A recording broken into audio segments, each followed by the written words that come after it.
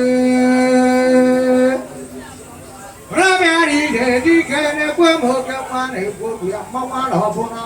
Ezeomambem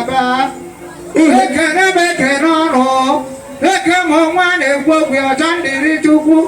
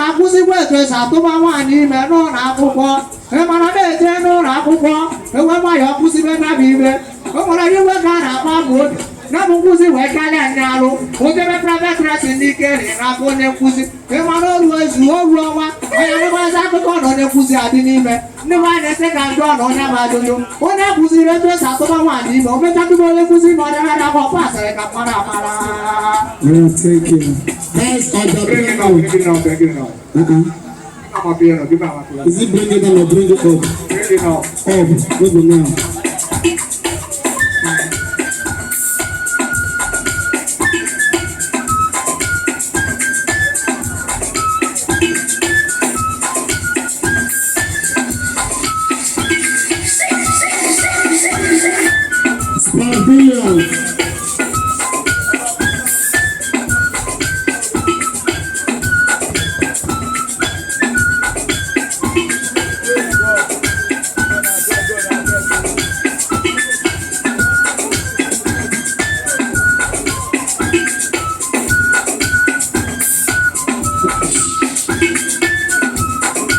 Thank you. Please don't forget on Sunday it's going to be here. There's not much time for him.